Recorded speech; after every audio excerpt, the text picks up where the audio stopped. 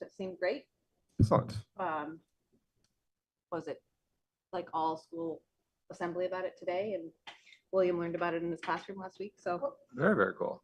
very cool. Obviously, lots of work still left to do on that front, but I thought that was nice. Nice. To see. Awesome. And happy Juneteenth, everyone. And just add one quick thing to the agenda. There are some questions about the decision to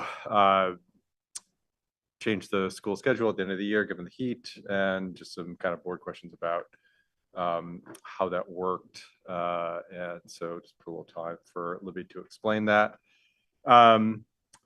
So first order of business is public comment. That's where we listen to members of the public. We do not respond in real time, but the feedback that we get is something we take very seriously, and we either incorporate it into our decision-making process, or if it's appropriate, we try to find ways to address whatever concerns are brought to us. So I don't know if we have anyone in the room. Looks like maybe Jim. Yeah.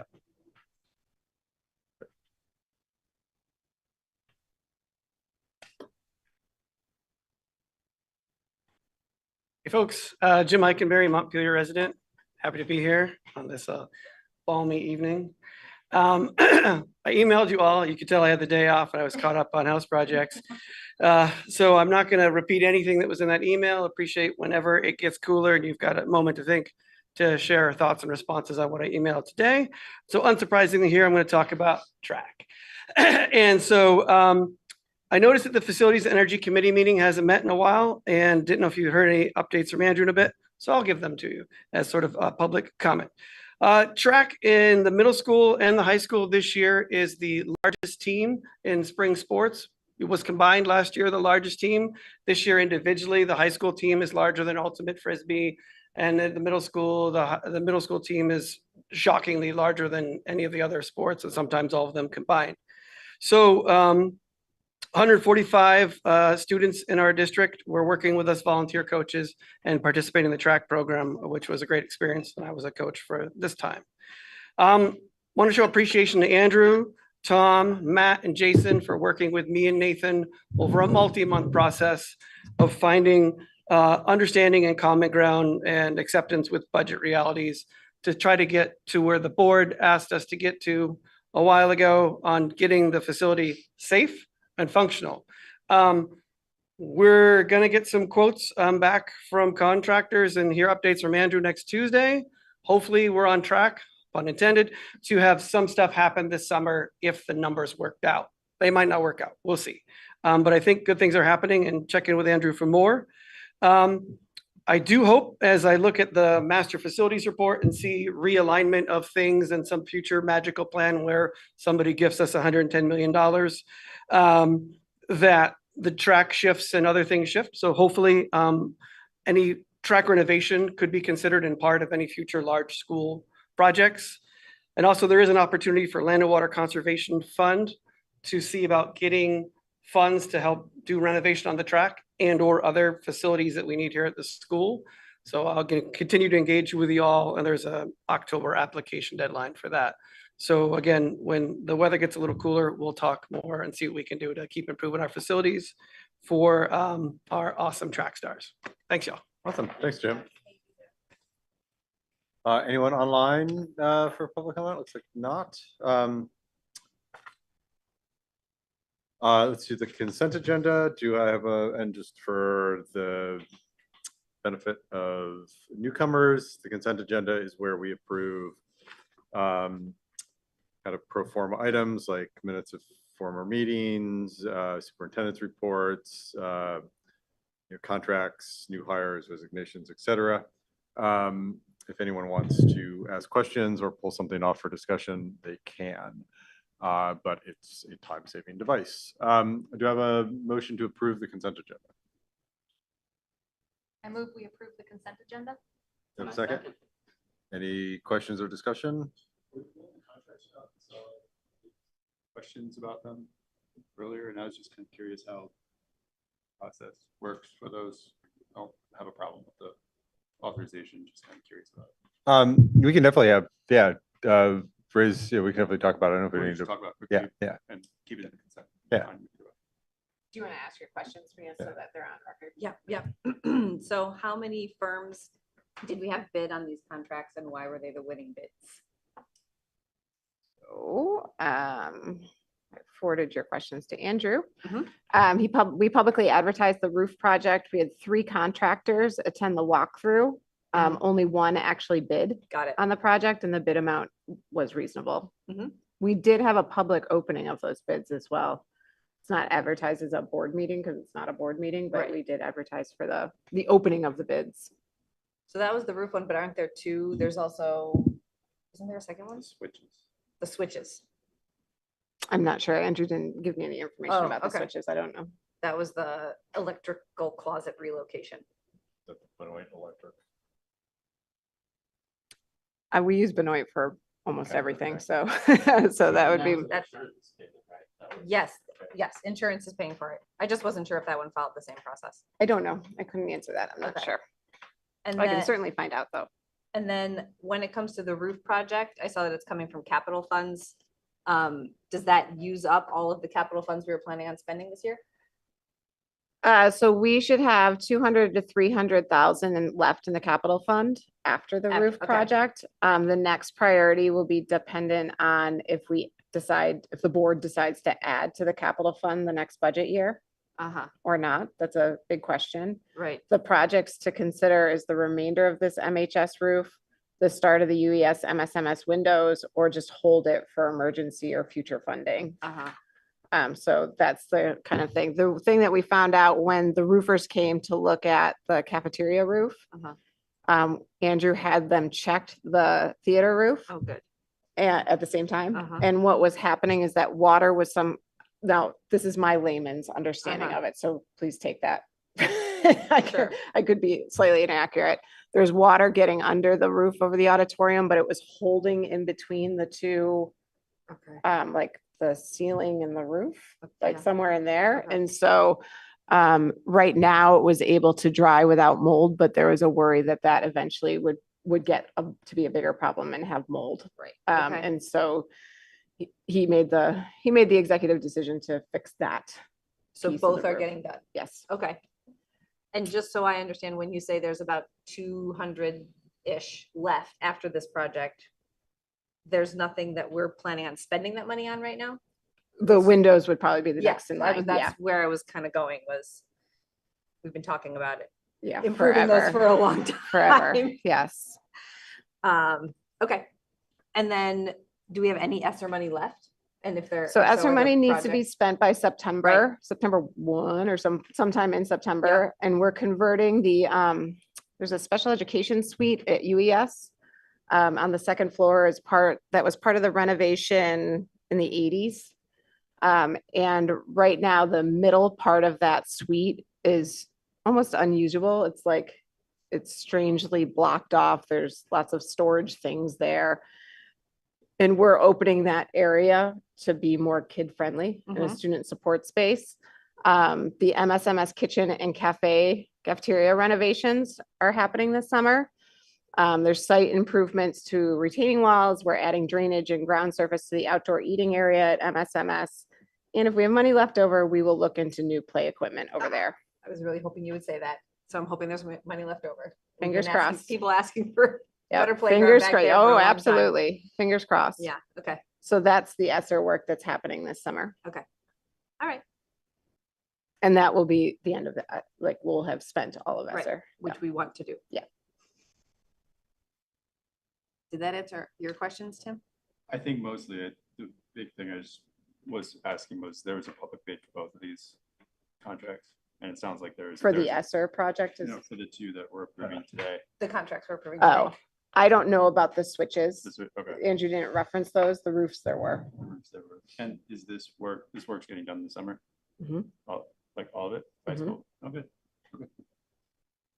It starts literally Friday. Might as well. It's a short season, Yeah. We'll be Yeah. very Yeah. grateful for them to be up on a roof in this heat. 2 months. Mhm. Good, that's good for me. Some of the season will be. Probably breaks, yeah. Yeah. it's just break, all right. Three questions, better. Any other questions or comments about the consent agenda? All those in favor? Aye. Any opposed? Great. Do you want to do a quick discussion before we jump into the board discussion just about the closing before we I would rather have my crew go speak so that they can. go home? Okay, perfect. All right, let's do it that way then. Yeah, so really excited to hear this discussion about spring assessment data. Thank you, Mike, Jess, Peggy Sue, and Nick for carving out some time on this hot evening and on Juneteenth to come talk to us. I don't know, whoever wants to start off, go ahead.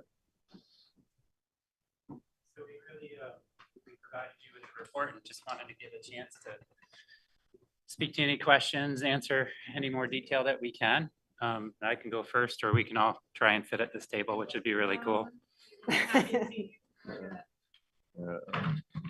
Feel free to spread out. I know that You switch, I don't want to sit next it's to me. not it's not great weather for being super cozy. It's got bad habits. You're left-handed. No, he is.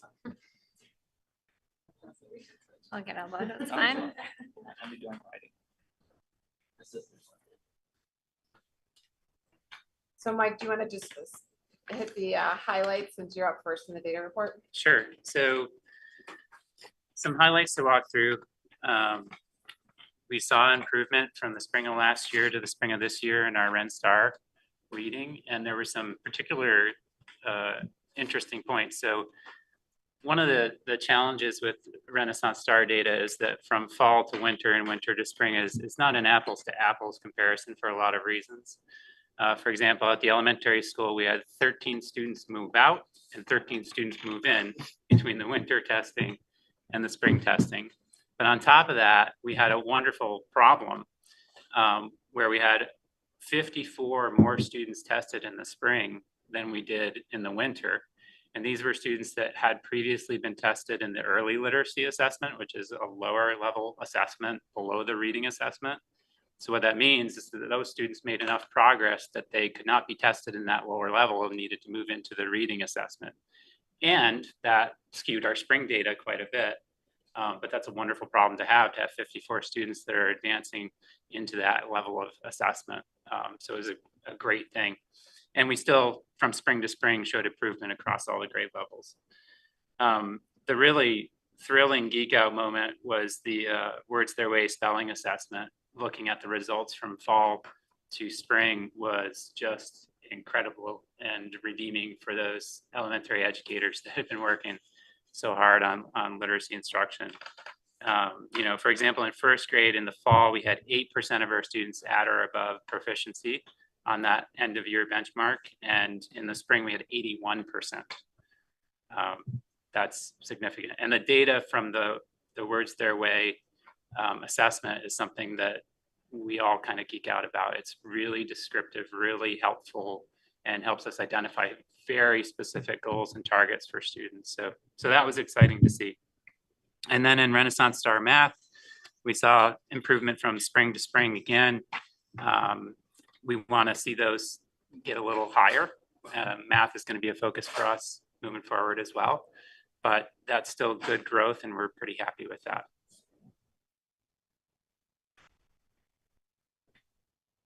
Big questions for Mike specifically on the academic data. One question, just how this, when you look at fall and spring assessments, are you assessing at a fall level versus a spring level? It's the same level that's being. Okay. End of year benchmark for Words Their Way. Okay. Yeah. So you wouldn't necessarily expect it to be a very high number in the fall. 8% maybe was lower than you wanted, or we would want, but if it's where we want first graders to be at the end of the year and it's the beginning of the year, then we know we have plenty of time with them. To have 81% of our first graders at or above proficient on that assessment is great. That's really great. And if you look in the report, you can almost see the statistics march from left to right, from fall to winter to spring, and it's really exciting. Mm-hmm. It's great. I have lots of questions about how to read this report, so keep asking them because there's so much here. It's hard to wrap it around. Well, I guess the one other on that point is, what do you expect then next year? So when you take the, it's 8% in the, let's take the first grade, 8%, turns to 81. When you're looking at second grade next year, does that mean you're looking at like higher than 8% number, or do you track it like that? Like how? It'll be Like how it interesting for us to carries over. see. So there's different developmental expectations at each grade level. First graders have a lot more that they're going to pick up and learn in that first year than say a fourth grader or fifth grader. Those percentages get smaller, as you can see. Right. But what we saw there was some really strong evidence that what we're doing instructionally is making a difference for students. This data for teachers in particular is very detailed in what aspects each student needs to be able to move to the next level. So it's really helpful with instruction, and that's what we hope to see. And now that we've done this for a year and we've implemented the work through letters and we're doing those things, as those student cohorts move up, they're going to continue to be in a better place and continue to be able to build upon that. So we're really genuinely excited. Rachel and MC, when they were here last time, really talked about that, and just seeing that progression go up and up and up, and students be better prepared for each grade level as we go on up. Thank you. Other questions? I am interested to know, it still looks like there's not that many kids testing in the Ren Star early literacy. Is that, I can't remember. I know that we've asked this question before and you've given an answer, and I just can't remember what it is. And so it is strange to look at it and say, oh, well, you'd expect that number to be higher, but maybe it shouldn't be. Yeah, so we don't test our kindergartners in the fall. For whatever reason, we have some sympathy for them. They're 5, but come on, let's not play a game. So that number, there's a lower number for the fall. We do, depending on some of our ML students, some ML students take that assessment as well. So, but that could change from fall to winter and winter to spring. And that's kind of the deceptive thing about the Renaissance Star numbers, is that there's so many cohort shifts as the year goes on. You're not seeing an apples to apples to apples comparison from one time to the other. And so there's kind of 3 layers for the early literacy assessment. One is grade level. So kindergarten tends to take the early literacy. Sometimes first graders in the fall take it. But then there's a benchmark number that if they get passed, they move into the reading. Okay. For then us, they wouldn't get tested. I see. That's right. So they move into the reading. And typically when they move into the full reading, they're at the lower end of that range because they've just moved there. But for us to have 54 students take it in the spring shows phenomenal growth and a great thing. So, but it's not, it's kind of a la carte assessment that we use for students in particular situations. Got it. I also wanted to ask about the math foundational skills assessment. That was the one that where lots of numbers. Yeah. It looks like in some of the skills, the numbers are kind of all over the place. Like they're strong in the fall, but then they're the same skill, they're weaker in the spring. Can you, why would that be? So this assessment we're actually redoing with teachers over the summer, and it's going to become a formative assessment for their unit planning. So the way that this is used by the teachers at the middle school is they give it prior to a unit of instruction to see a student's levels going into that unit. But what happens is when you take rounding, the fall question is less rigorous than the winter question, which is less rigorous than the spring question. They go up in levels. So this is particularly true in areas like fractions and fractional knowledge and those things. So that's why you see these numbers go up and down. This isn't a linear, how are students achieving a benchmark at the end of the year assessment. This is something our teachers use to inform their instruction going into the fraction unit in the spring versus the fall. So that's why the numbers go up and down. And we're going to be redoing this assessment this summer, breaking it into particular pre-unit assessments to inform instruction. So you probably won't see it on a data report just because it kind of gives the impression of achievement levels, and it's not that. Right. It's to inform instruction. That's helpful. Yeah. Very helpful context. Thank you. Then my last question on academics is just how, maybe it's what assessments do you use, or how are we best kind of catching when a kiddo is struggling so that, we can do the interventions we need, or maybe even is that an early sign that we should be doing further assessment for, say, a learning disability? So we've done really well this year, and that's due largely to the efforts of the educators in identifying diagnostic tools for us to be using. We have different layers. So we have Renaissance Star, which is a screener that kind of says, hey, you might want to look here, right? And then we have a layer below that with the words their way assessment and a couple other tools that we use, the running record, fluency checks, things like that, that give us a little bit more information. And then we get down to a really granular level with a bunch of diagnostic assessments to really determine what students need and what they don't need.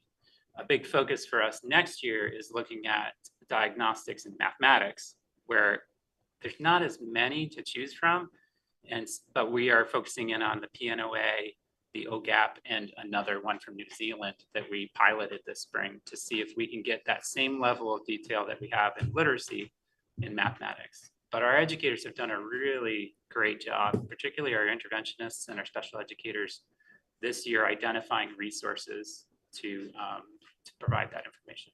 That's great to hear. Yeah. Thank you. And congratulations on how the instruction is improving, Thank you. especially in literacy. Other questions? Yeah, so, first, I just want to ask about the demographic information. If we're thinking about making demographic projections into the future, I assume that the UES preschool numbers are not indicative of what we would expect for enrollments in the, right? Because they're considerably lower in the -1 and -2 categories than kindergarten. These numbers include partnerships at the preschool level, so Okay. students that aren't necessarily in our schools, but are participating in the 10 hours per week. Yeah, so does that indicate that we are looking at a huge drop off in enrollment in the next few years? I do not believe so. Okay. I would not use these numbers Gotcha. to do that. I would Okay. look at birth rate and census likely. But the preschool numbers are a little squishy because of the partnership component, because there's lots of kids Mhm. that don't participate in the partnership that aren't included in these numbers. So then really it's basically the data that we're really comfortable with start at the kindergarten level, the grade 0 up. And I mean, that still shows the same demographic trend, just not so much. I just want to double check it. Yeah, no, that's a good question. And then I'm gonna check my assumption, but the RVS literacy explosion, I assume that has at least something to do with Shannon Miller. And so I just, that when I saw that, I was like, wow, that's almost 30% increase. That's awesome. And then I just wanted the proficiency numbers for the RenStar that we're looking at. Mhm. What does everyone in Vermont take, all of the schools of Vermont take these? And the reason I ask is I'm kind of like, where are we when we look at ourselves relative to peer institutions? I don't have comparative Renaissance Star data for other schools in Vermont. Okay. It's not publicly available. So we really only can compare ourselves to our previous year's data? With Renaissance Star, with VT Cap, we compare it to the state. We're always above. Yep.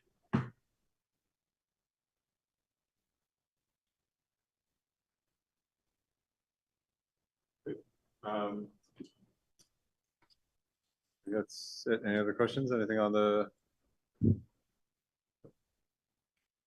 Great, thanks, Mike. Test for, this is sort of a proficiency-based testing and really important. How do we test to show that we're sort of pushing our students to excel? You know what I mean? Yeah. Is there some kind of? Actually, Other- Peggy Sue's going to talk about it with some dots in a little bit. But we've been, Can't wait to hear about those dots. we've really, so I would say this, without patting ourselves on the back, we spent a lot of time this year really understanding data literacy from a district level, a school level, a classroom level, and we have some pretty exciting things that we found. One of those is the student growth percentile. So we've started really looking deeply at data to see the rate at which a student is growing, particularly if you have a student that is below grade level, they have to grow at the average speed and then some compared to their peers. Otherwise, they're just going to move at below grade level their entire time here. So we now have tools to be able to look at student growth percentage and see, are they responding to our instruction, or are they responding to our intervention and remediation at a rate that is going to help them get to grade level.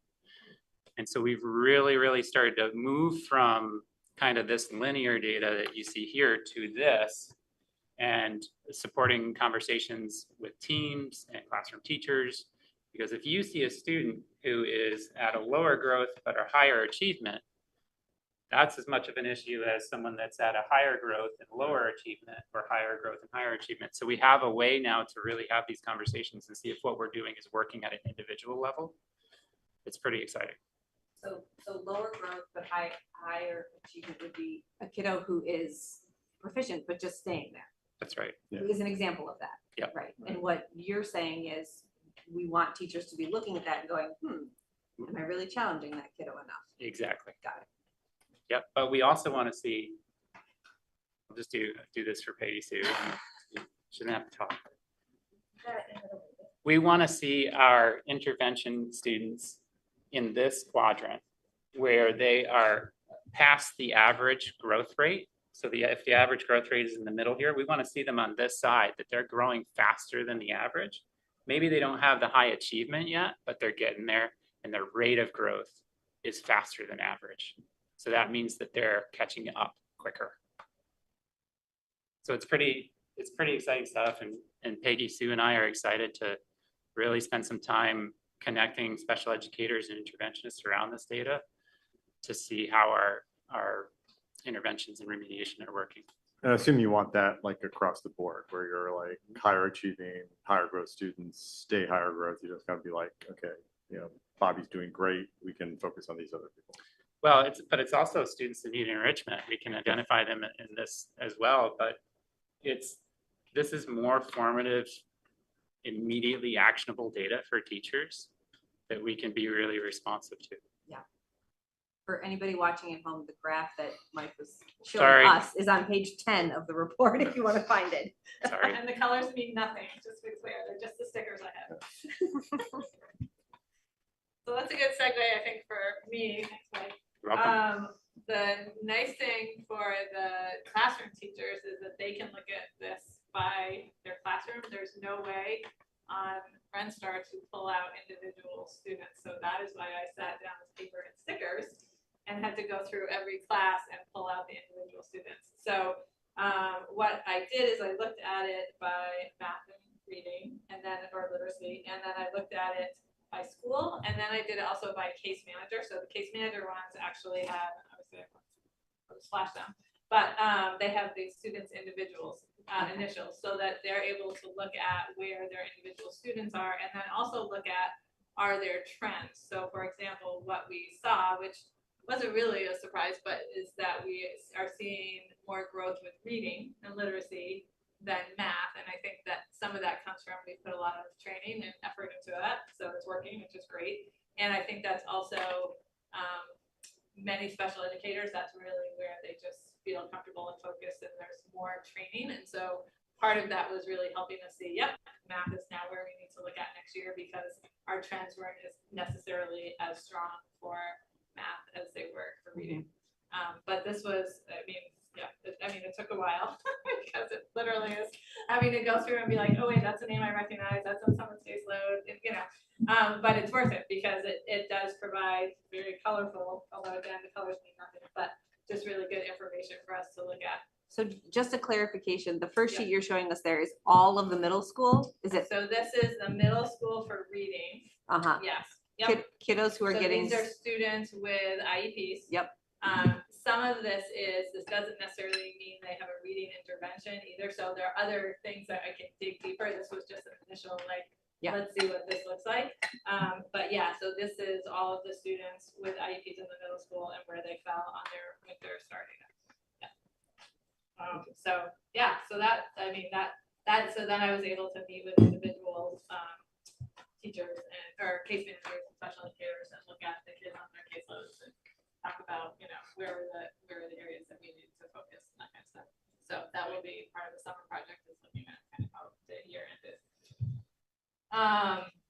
As far as my other things, I shared just some highlights. I think, as I said, it's hard to look at just numbers when you look at students with IEPs, because if we don't look there, a small thing can be a big thing. And so I asked people to share some of their highlights with me and made sure that I did them in a way that it wasn't identifiable. But we've seen some really exciting growth with individual students this year. Thinking about next year, we are talking about intentional collaboration more with interventionists and the SEL providers, because we've built this great system, but our system needs to now make sure that we are intentionally collaborating and we're not finding ourselves siloing by the fact that we have more supports in place. So we're looking at scheduling and making sure that we are really intentional in talking about kids in all of those places. The numbers, just the child count number, this graph, our child count has gone up pretty significantly. So every December 1st, we have to turn in our child count to the Vermont Agency of Ed. Last year is 139, and this year is 173. So that's, sorry, child count is the number of students pre-K to 12 with IEPs.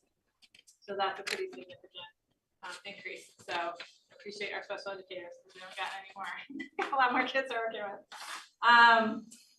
As you can see in these numbers, we're increasing we've increased in our number of IEPs just in this school year at the pre-K level as well as K-12, and we've increased in our number of students with 504 plans.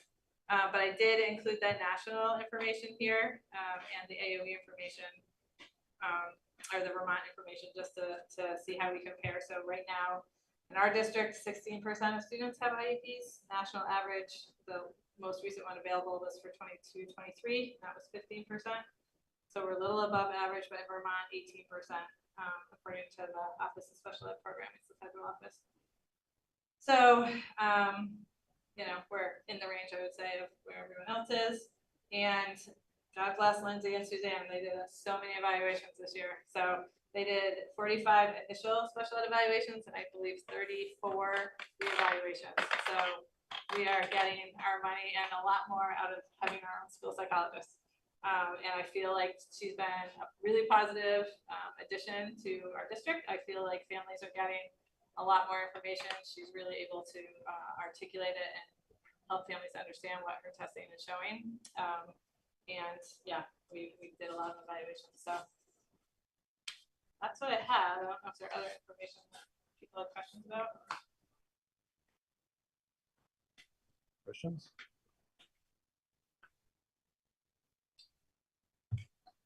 A couple. The increase in the number of people on IPs, and is that like, how do we assess that? What's behind that? Is that because we're doing a better job of identifying? Is that because we're not giving support until they fall to a place where they need an IP? Is it I think good it's indicator? I Is it a think one bad is that indicator? as we continue to get better with data and we're just having systems that are catching kids, that we are, we're doing more evaluations. We also had a pretty significant change in the special ed regulations, and I think that has a big part of the increase. Yeah. And you noted that we have not added special educators. Right. And I know that money is not flush, but is Right. that, are you feeling that your current special I was educators gonna say, I need to are- fill a position right now. I think that one of the things that's nice with Act 173 is that we can collaborate with the interventionists, and we also did add a couple of SEL professionals that are working with students with IEP. So some of the services that might have been provided by special educators are, being able to be provided elsewhere. And I think we have to pay close attention that we then don't take over the intervention system with special ed services, because then we're undermining our whole system. So, but right now, if anyone out there knows a special educator, we have an opening still in middle school that we need to fill. So, I think it's one of those things that even if we had it, I'm not sure we can find somebody. So be nice to the ones we have, please, because we want to keep them because they're great. More of a budget question. Isn't it the case that we have full reimbursement from the state, or I'm not remembering that correctly? They changed with Act 173. I see. It's changed now. Okay. Never mind. Other questions for Peggy Sue? Yeah. I have a couple. Well, first I wanted to say thank you, because I know that you've Yeah. been doing a lot of work to help demonstrate our system at a systems level when it's literally individual education plans. So I know that that's from my request, and I think that's, I just wanted to say I appreciate that. So appreciate Mike, because he was the one who found it. I appreciate all of you. Okay, thank you. And then when you were here a few weeks ago talking about the things that the district has been doing in response to the special ed audit, you mentioned some of the things that we're doing in response to the like family like partnership part of it. And can you speak to any of the result of that work that you've been doing this year, like how that's going with the family piece? So I think that it's an individual thing, and so I think that also is individual. You know, we did a handbook this year, and I'm not sure how many people have accessed that. You know, I try to like remind people that it's there. You know, certainly, I think more of the work that we've done has been done by individuals.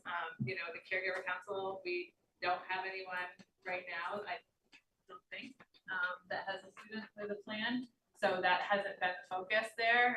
But I think that that's part of what we need to keep figuring out, is how to provide people the opportunity to ask questions and share their thoughts and have input when it's not necessarily just about their child at the moment where it feels.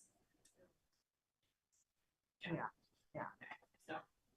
I also recall you in one of these other conversations that we've had when you've come and presented, talking a lot about, especially when you first started back up or started with us, talking a lot about building up trust. And can you speak to that at all? I'm obviously at a more of a systems level than an individual level, but I know that has been a focus of yours. So is there any update you can give us? It varies. You know, I think that there are some families that had, and right or wrong, I wasn't here, but really feel like the school district has not provided what they need or their child needs. And so I think that's like the long haul, right? To kind of get them to a place to trust what we're presenting, to, you know, when we're providing the data, to believe that data, to know that the professionals that are working with their kids want and are doing what they can based on their instruction. So I would say in a lot of ways, I think that some of the families that maybe were not feeling as trustworthy have certainly gained that. And part of that is also trying to keep them with consistent case managers so that they're, you know, those relationships. And I think that there's some people feel like it's going to be a lot, and I'm not sure, other than just continuing to be open around communication and trying to answer their questions and find that balance of really what we want to do is spend our time working with the kids and not spend all our time proving to the parents that we're working with. So I would say it's a mixed bag. Got it. Okay. Thanks for the honesty. Yeah.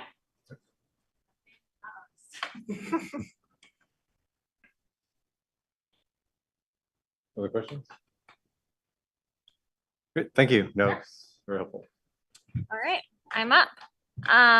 So as I was going through the data and looking it over, one of the stories that sort of told me is that we've really improved our ability to support students with higher social emotional learning needs. Our suspension rates are down, which is fantastic. Right, suspension is really exclusionary and leads to really negative outcomes. So for me, that's a huge deal that I'm really proud of, our system being able to do that. Our rates of hazing, harassment, and bullying investigations are down as well. In addition to that, we're seeing students who have an incident who are not repeating the incident over time, which is something that we were struggling with last year, which is why if you look at the data, I can report out unsubstantiated cases this year because they're representing more students even though there are fewer amount of overall HHB investigations. So that's showing to me, right, the work that we're doing, the educational piece through the HHB process is supporting students and doing the learning that they need in order to not re-engage in those same behaviors.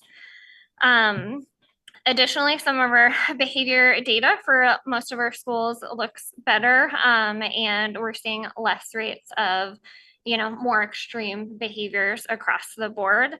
One thing to note, right, is I think because we've improved in our sort of tier 2, tier 3 supports for students, and even anecdotally, right, like I am working with students, with teams, and seeing them be able to be stabilized and make progress forward, which is really, really exciting to see.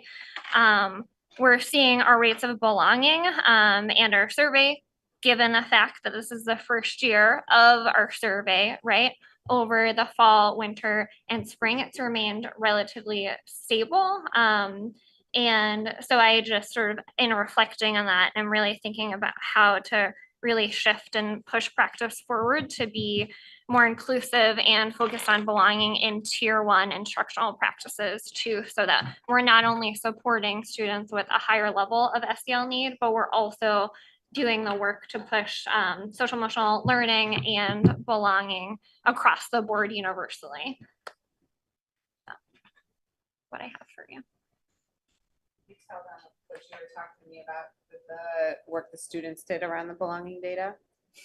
Yeah, so one of the things that we did at the high school and the middle school this year is, after looking at the data, groups of students, their sort of practice leadership group here, and that same group at the middle school level, we looked at data, and students created universal circles that they led with every single student who was present that day to really look at and get feedback around. So what's going on in this data, right? We have this data that is showing that we want to improve our rates of belonging in our schools. So let's start to get at some of the qualitative data. What is the student experience, right? Because we know belonging, while we want a way to measure it quantitatively, makes it really helpful. It gives us a metric that we didn't have before.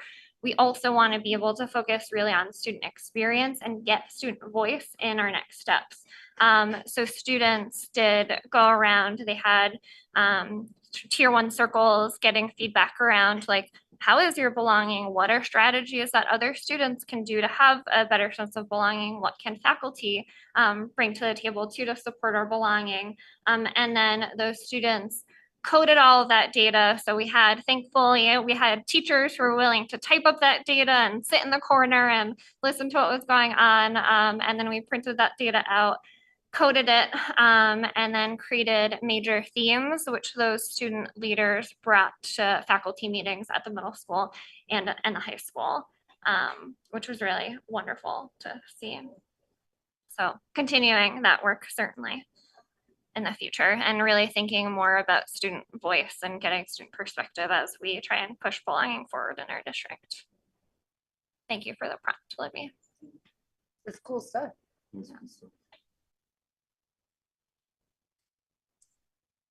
Questions?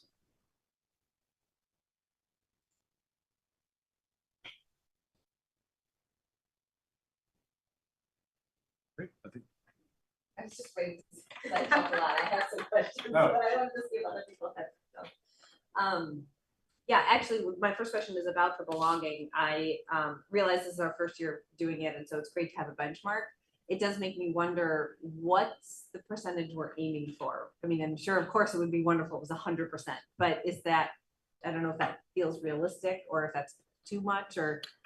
Yeah, we'll talk about that a little bit later tonight, Mike and I, with a continuous improvement Okay, plan. So for the continuous improvement plan, which again, I'll talk to you later tonight, we decided to go with 10% because while we're of course trying to get to 100%, we want it to be something that we can really motivate folks to do, and it feels really meaningful and authentic, and like we have something that we can really aim for and authentically work towards. I think we've seen the sort of all or nothing approach when we sometimes aim for 100 that can feel like, oh, we can never get there. So, what are the actual action steps? Whereas if we're talking 10% of students, right, that's about like 74% of the kids who were available to take, or sorry, 74 students who responded to the survey. And that feels really realistic across the district that we can move that amount of students forward. So 10% growth. 10% growth, yeah. Okay. So I think it's at 62% and we'd like to see that to 72. In 1 year, that's the goal for, oh no, that's over the 3 years. It's 2 years, right? That's a 2-year goal. Okay, I swear I did read it. Okay, thank you.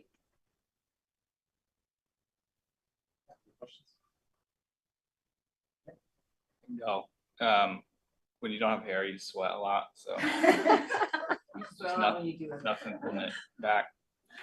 So I can talk about chronic absenteeism. This year we've seen a pretty dramatic decrease in chronic absenteeism this year. We've gone from 31% in the district last year to 19% this year. And it's really exciting gains that we've seen. I think there's a lot of reasons for those gains. One of the things I think with chronic absenteeism, when you have a rate over 20% like we've had, you can't really case manage your way out of that. Like it really does require systemic change. It requires looking at things a little bit differently, focusing on mindsets more than it is just focusing on this student is now missing this much school and I have to do an intervention.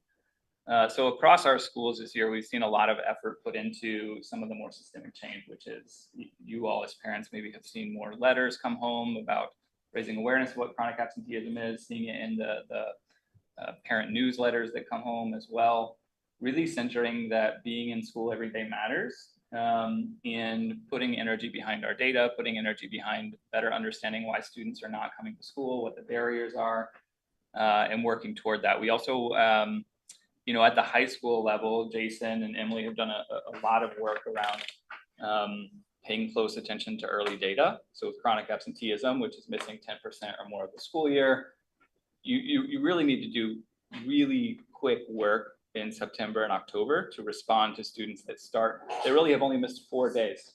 Bless you. Don't be. Great speech, by the way. So you really have to put a lot of energy early to respond to students, even if it's just that they've missed 4 days. To be chronically absent in a school year is to miss 2 days a month. And so you really need to act quickly. You really need to say, hey, we notice this, we see this, how can we support you? And sometimes like, oh, we just had the cold and the flu and it was bad timing. And that's fine. But if we start to see it go two more days every month, and you're missing 18 days in a school year, it has significant impact on academic growth. It has significant impact on SEL. And so we really just need to respond early. And I think we've seen a lot of that this year in particular at UES, the specials team. So our music teacher and phys ed teachers and art teacher and librarian, we would meet on Mondays and we would go through a list of chronically absent students in the district. And they were doing morning meetings at UES where a lot of the students would come to them first as a group. And they knew which students to kind of partner up with and to kind of buddy up to and be like, hey, I noticed you were out last week. And it's just like a really intentional, but not overwhelming effort to make. It's kind of one of those low effort, high impact interventions that we have. And we saw a lot of gains there. And Julie's done a great job at Main Street Middle School as well. Every Gator Bite, is that the parent letter? Gator Bite? Gator News and stuff that goes out to staff quite a bit too, will have the chronic absenteeism rate that week. And the whole staff know what it is. They're looking at it. So we've seen a lot of gains really across the district. The one area that I do highlight in the report too is like, while we see gains, we also need to look at subpopulations, who's overrepresented in our chronic absenteeism numbers. That includes students that qualify for free and reduced lunch, which is an economic indicator, right? So we look at those numbers. Those numbers are higher than what we see for our whole student population. We look at the numbers for students that have an IEP. Those numbers are higher than we have for the whole student population. We look at young people experiencing homelessness. Those numbers are really high. And so there's a lot of work to do. So a lot of gains made and feeling really good about the work that all the schools have been doing around this. And we got to keep dialing in. We got to keep pushing. We got to keep better understanding our families, centering their voices and decision making, so that young people are able to access school in a way that feels good to them feels good to their families, and for our teachers. So those are big pieces for us. Stop there. Questions for Nick?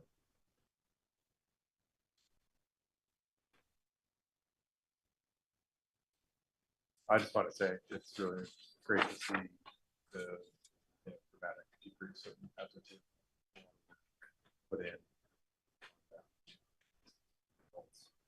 And is some of that also maybe we're getting a little back to normal after COVID well, or? No. And the reason I can confidently say that is there's an analysis done state by state of attendance rates across the country. There are 3 states that will release data throughout their year.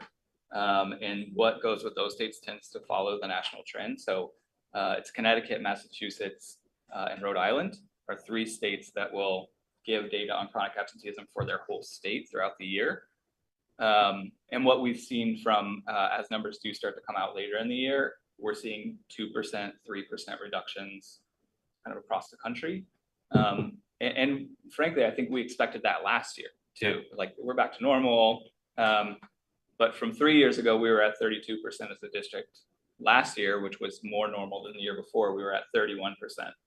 So there's more to it, I think, than just that. That's certainly a piece, but also families understanding how sick is too sick, right? Like that's changed a little bit. Like you've got the sniffles now, and it doesn't mean you can't come to school for 5 days. It's like come to school and talk to Nurse Megan, and Nurse Megan would be like, "You're good. We got you. You can definitely stay, and we want you to stay." So I think a bit of that is also just like reprogramming and just having a better understanding of what's happening as well. Excellent. Yeah. Any other questions? I have a Jill? quick data question. I think I've asked this before, so forgive me if I missed something. We use free and reduced lunch as one of the sort of subsets, and I know that way of categorizing students and the way of tracking that's changed. Is that, do you think that's impacting the figures at all, or do we have a different way to get a pretty accurate? Yeah, I would say we have a more accurate snapshot today Okay. than we've ever had with direct certification through other programs in the state. So I think our numbers are much higher than they've ever been as far as young people that qualify, families that qualify.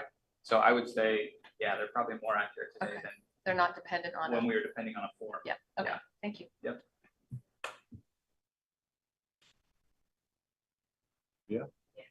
I also wanted to say, great job in reducing that percentage down to 20. And I'm curious to know what's the next goal. So that, because we obviously don't want it to stay at 20. Yep.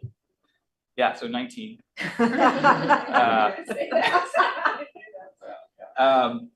There's a lot of what comes next, and it's not maintenance at this point, right?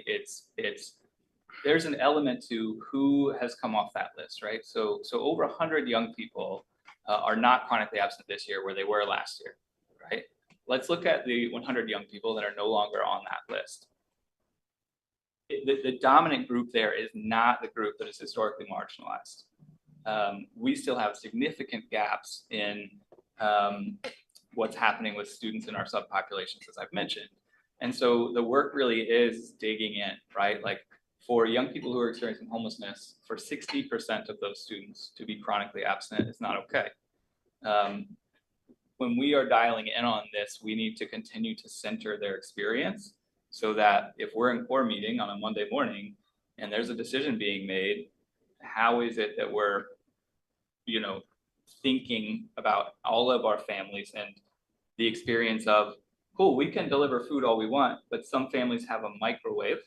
There's no stove, there's no hot plate. So any food we have to have has to be ready to go, right? Like just little things like that I think can go a long way, that unless you're there and their voices have been heard, we're missing the mark again and again, and in a way continuing to reinforce oppression, right? And so the more we can center all of our community, the more we can welcome them to our schools, the more we can go to them and be in their space, gives us a better understanding of what we have to do next. So in some ways, for me to say this is exactly what we have to do, wouldn't be fair. You know, I want to ask that question of our families and our students that aren't able to make it here as much and get a better understanding of why and what we can do. Part of it, Tim, to your point, is engaging academics. One of the positive conditions for learning, as we call them, is engaging academics. If you're a young person and you're missing, 30 days in a school year and you've got all fours, and I call you, I'm like, what's going on? They're like, I'm good. I'm like, what do you mean you're good? I got all fours. I'm like, fair enough. Like, it's really hard for me. And so in some ways I can go to Jason and have that conversation, and he's a little bit like, well, shame on us for not introducing meaningful challenge that a student can miss 20% of the school year and not miss a beat. Like, some young people absolutely are going to do that, but how are we introducing challenge to them? So there's a ton of work, I think, but what I would center most is, I think all of us talk about a lot, is who are our families that are historically marginalized and how can we do better by them? Because they're overrepresented on all of our lists. Yeah. Yeah. So am I correct in hearing you say then that rather than really setting a goal for by the end of the 2024-25 school year, we'll be at 15%, you're saying you're taking more of an individualized approach? Yeah, so again, I think when you have numbers over 20%, it's real systemic stuff that's happening at that point, and the chronic absenteeism front. And you do need to make bigger moves. Like, I spent less time this year doing case management than I did the previous 2 years. And part of that was just investing more time on what we could call tier 1 support of what is the message that everyone's getting, how and what Jess is bringing to the table with, how are our teachers delivering social emotional learning in their classes? How are we greeting young people when they come in our building? Those are big core steps. And so I think moving forward, we do move it more into an individual case management style, but we still need to systemically evaluate all of our data. We still need to make sure that whatever policies are in place are meeting the needs of the families. But I do expect it would be more case management, because we're talking about not just students that were what we could call lower tier 2. So just at 10, 11, 12% that they got to 9. And it's now those students that are at missing 20, 21 and beyond that we need to move the needle on. Yeah. Does that make sense? Yeah, definitely. Just one last question, came from a community member today. Is there anything that our community can do to help you? Send your kids to school. Really, I mean, honestly, there's little things, and I have these conversations all day. The perception of what it means to be in school every day has faded for all of us. And when I say missing 2 days a month is to be chronically absent, most people will be like, it's not that big of a deal, dude. It's 2 days a month. I extended my vacation because flights are cheaper, all the things. It is a really big deal. And there's a ton of research to back up the fact that young people that are chronically absent perform worse on their academic performance. They are less social emotionally connected. They are not on Jess's belonging list of these are the students saying I completely belong or belong quite a bit. And so 2 days a month matters a great deal. And the research backs it up. We can look at our own data and evaluate, who are students that are chronically absent? Where's their academics? How does that compare to students that aren't? It's dramatic. So, I mean, I think just keep communicating that. Like, every day matters a great deal. Yeah. And I was just thinking about one of the things that the administrative team is doing this summer to try to make more of those personal connections is supporting the Essex Westford School District is bringing food on a weekly basis to the Montpelier Family Center. For any kids under 18 to get food. And so the admin team, we're going to be helping deliver food to families and that kind of stuff, so that we are going to where they live and being able to connect with them on there.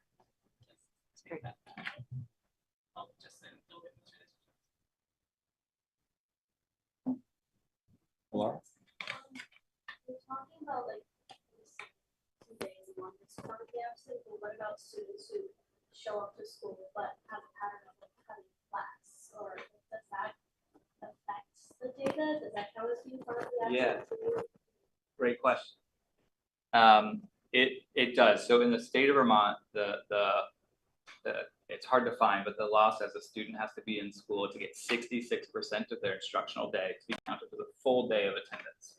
So at the high school, we saw the most dramatic reduction in chronic absenteeism. Part of that is that we aligned our formula to meet the state standard of what it means to be counted as a full day.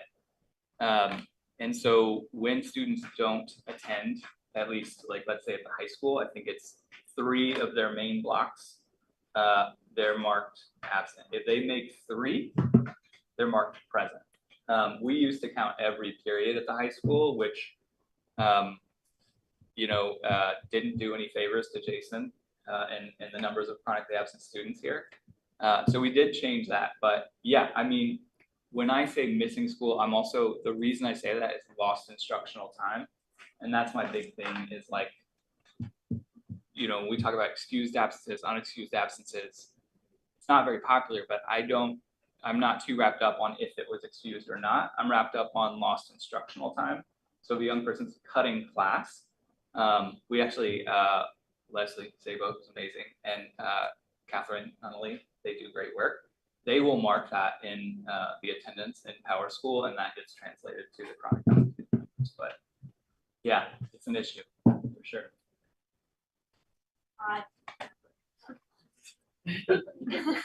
All good.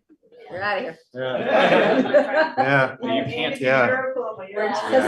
We're thrilled you're here tonight. Aaron, we're watching you.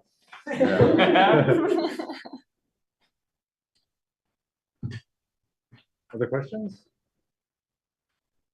Not a question, but one of the students is stuck in school, it's gonna get worse. So I do appreciate you having those conversations, because I think it's an important part of this whole discussion that doesn't get talked about a lot. Yeah, thanks. Great. Well, thank you all. Thanks for coming out this hot night. And it's great to get this data. It really helps the board understand how we're doing.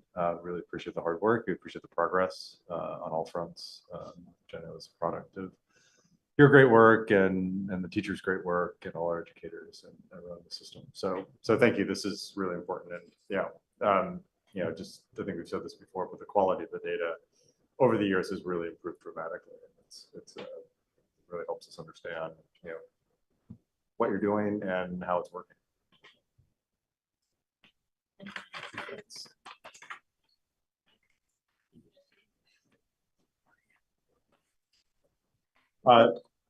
So next item, potential merger updates. We've got to talk about the CIP.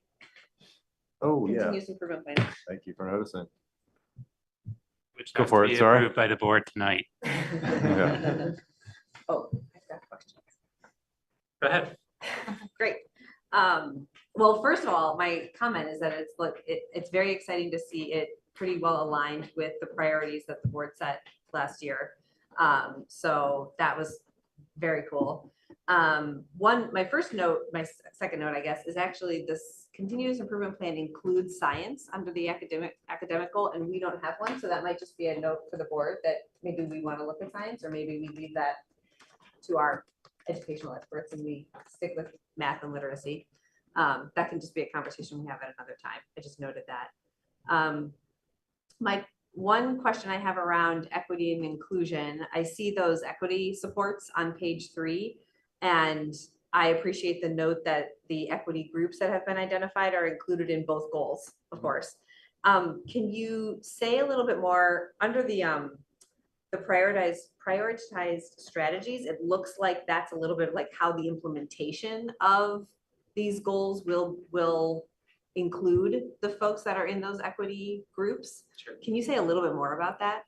Yeah, so our big overall premise, as Nick said, if you are engaged in your academics, your belonging goes up. Yep. If your belonging goes up, you're engaging in your academics. So to us, the work is inclusive of everybody. We were required to identify these particular groups in our CIP plan. And so there's little things like you'll see in the free and reduced lunch, we mentioned the chronic absenteeism focus for those students and things like that. But in general, our strategy and our working theory is that if we do better at these 4 things, students in all of these groups are going to show improvement across academic achievement and a sense of belonging. I think I understand that. And I think we one of the things we've talked about is that we have to know where those kids are at as well. So, but I didn't see that necessarily reflected in the plan, but maybe that's because that's not. Well, we do I'm not discuss our reading it correctly. our or- disproportionality data is a Got big it. part of this, and our opportunity gap data, which we haven't unpacked with the school board yet. Right. In the community, but that is a key driver in this, as Nick was also talking about that, is like looking at that data and figuring out how are these students over or underrepresented in these key areas of our systems, and how do we tackle that? Great. And so we've got that data now, which is really great and starting to, but it's really dense. Yeah. So unpacking that and figuring out where does that tweak in SEL land, or does it SEL and academic achievement that we do these things and try and target these things? Got it. So we did mention that here. Okay, good. That was what I was Yeah. not fully gleaning from the plan. And did you say, so those equity one groups, were those chosen by the AOE or did we Yes. select those? Oh, I see. Okay. Yep. And then the last one I have is just as an offering, which is that you have the column that is human resources. I think another item on that list could be board oversight, because I think this is another use of the human resources of our district. So I just wanted to offer that as an additional. Thank you.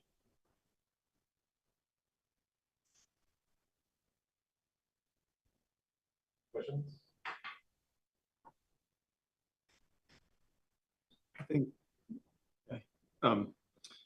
I think the one thing I noticed too, I think kind of piggybacks on the same idea I was saying before with academic achievement. It seems a very proficiency based. Where I'm seeing the sort of strategies and change ideas, and I thought that dot chart was really amazing and thoughtful, and I just wonder if incorporating that into the prioritized strategies and change ideas to really sort of hit that growth, rather than, and maybe it's in there and I'm not as familiar with the. So that's going to happen. A couple of things about the CIP that's a little bit elusive. We're required to have an academic achievement goal, and we're required to have the belonging goal. And the basis the AOE made for the equity groups that we had is based on VT cap. So it made sense to us that our CIP also be measured on VT cap. And that's a proficiency based. Yes, but our theory is that we're going to spend time talking about that growth. We're not talking about teaching to the test. We're talking about good, high quality instruction. So we will be talking about that growth data, and we'll see the results in the VT cap. So it is a part of this, but it doesn't have to be named. This is the formal document that goes to the state and says this is what our continuous improvement plan is. I see. But everything we talked about in that data report is a part of this work. Okay, thank you. Yeah.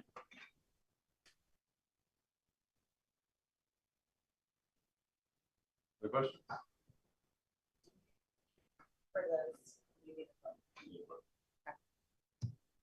Do I have a motion to approve the continuous improvement plan? Do I have a second? Second. Any further discussion? Is this a requirement of every LEA? And how often does it need to be updated? Every 2 years, but what I would add is this is a living document. So if we learn something new from our disproportionality data in the fall, we can revisit it, rewrite it, update it, do those things.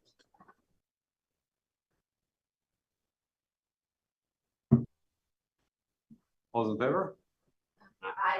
Any opposed? Great, thank you very much. Thank you. Right. Definitely the first. Yeah.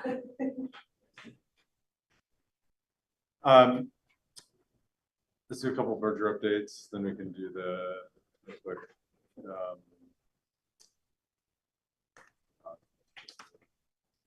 We'll change decision. So merger updates, and these two items are really kind of to inform the board about further actions and just kind of where things are, because these are both deep conversations that we're not going to have tonight.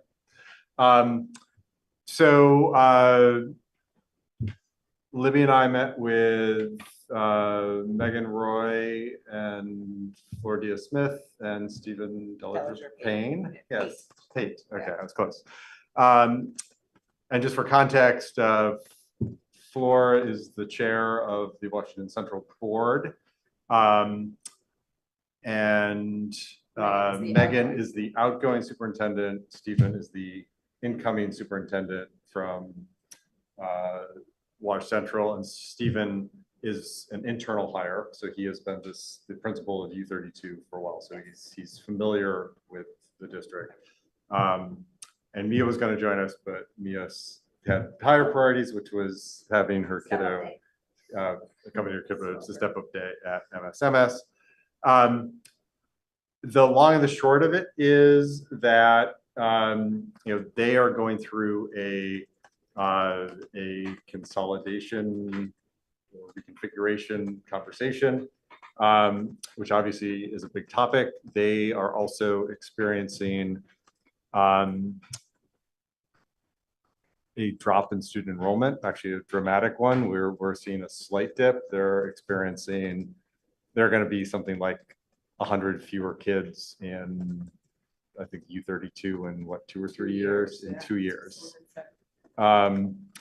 So they are getting some of the questions that we have been getting during both the budget process and, quite honestly, for the majority of probably everyone's lifetime here, which is questions about merger. Where they are, and I think, or at least Libby and I are, and Mia are, would like to start steps towards a study of what that merger would look like. And so as a next step, we are proposing that we either come to both boards individually or perhaps have a joint board session and just go through what that study would look like. There's a process that I believe is required by statute, where a committee would be formed, representatives from both boards, community members. The result would be a kind of detailed study of various scenarios, looking at what the cost savings would be, how building configurations could be put together, et cetera. I'll share my thinking on why it makes sense. One, it's a question that's been in the community for a long, long time. Two, we obviously have some challenges that both are ongoing and some new challenges. The flood, I think, illustrated some of our challenges around this building. We also do have slightly declining enrollment, and this area has declining enrollment. So we're, we have fewer students, which impacts both our tax base, but also, what our educational needs are, classes getting smaller, et cetera. And we've got education funding on a state level that's becoming more and more challenging. So, and then we have a community that I think is very curious about what this might look like, with a lot of different opinions. So I think this would be a first step in seeing what the answer to some of the questions are, what the advantages might be, what the disadvantages might be, because right now there's a lot of speculation and guesswork, and not really a lot that we can point to, even on some of the basic questions like, could everyone fit into U32, and if so, how? If we were to do that, what would the middle school situation look like? A lot of basic questions that need to be answered. So that's where we're at. I guess, just and I'll turn it over to Scott to talk about the email from CVCC. Again, not a deep discussion here, but just a gut check. Does that kind of sound right? And also, Wash Central is planning to have a vote on the reconfiguration in the fall. We thought they might want to wait for that vote to happen. They're actually willing to move prior to that vote, at least to take the steps to start, gauging interest of both boards in forming a committee. We just talked about the reality of the summer and thought probably the earliest we could actually get this moving would be in September. But I just wanted to just do a quick gut check if that conversation makes sense, if those next steps make sense, if there's any, major concerns or objections, I can get them out there, but does that just seem like a good general direction to go through? And again, it would just be the first step of explaining what the process would look like to both boards. Both boards would then have to approve entering the process. So there's plenty of time to discuss details down the road, but if anyone feels that this is a non-starter, it would be good to express that now. A really quick question. Is there anything in statute that describes what the process has to look like how long it has to take, or how much flexibility do we in Wash Central have in determining what that process looks like? I have not looked at the statute in detail, so this is an answer that's a semi-educated guess. I think there are some things that need to be prescribed. I don't think it's overly prescriptive, but I could be wrong on that. One thing I do understand is that there is not a magic wand that is going to wave and make this merger happen quickly. Yeah, that's kind of what I was wondering about. Like, what what does such a process, generally speaking, what kind of time frame does that take? Are we looking at like a year, 2-year process if we do that? And because part of what I'm wondering is if it seems all very intimidating and big to me, it would be helpful to just kind of have I'm sure there's like a state report out there somewhere. If we get forwarded, like what is merging with another district look like? So we can, I'd rather read that before giving a sort of initial gut check on that. I don't know if there is a report. I think all mergers are slightly different. Sure. My kind of general sense from, looking into this a bit, it would probably, and the complexity of a merger depends on what the situations are. My guess is that the study would probably take, I would say probably a year, at least a school year, to really kind of get together to work with experts.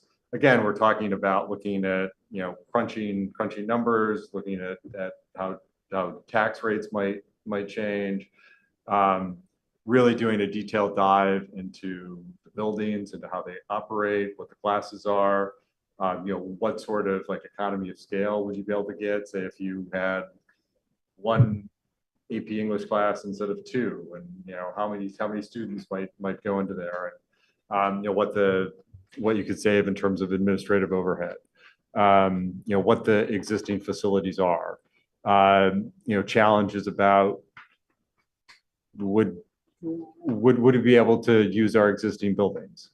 How could we use our existing buildings? I just sent building for the statute. Yeah. And then there would probably be, my guess is another year or 2 of bringing those out to the community, because there's a lot of big opinions out there. And then there would probably be some sort of vote, assuming we got there. And then my guess is there probably would be another year or so before it actually happened, just to do the implementation details of moving people around and getting the buildings ready, et cetera. So I'd say a 3 to 4 year process. And it's one of those things where you could do the study and both communities could look at the study and be like, there's not a path forward. And is there like a price tag on this thing too? It sounds like there's probably some consultants involved in this analysis. Do we have any history of other schools or when we went through it before of sort of what price tag? I mean, when we merged with Roxbury, it was, I don't think for one, we had consultants. The state, I believe, provided funding for that. Yeah, I'm not sure the state funding. I don't believe it was super expensive. My guess is there probably would be some consulting fees that we'd probably share with both districts, because we'd probably want someone like a Truex Collins or some of the expertise to look particularly at the building, and and obviously there needs some expertise in running some of the tax numbers. So there would be expense. Thank you. Joe. I'll go with my subject. There is it's a couple years old now, but there is an Act 46 summary report of all the mergers up to that point.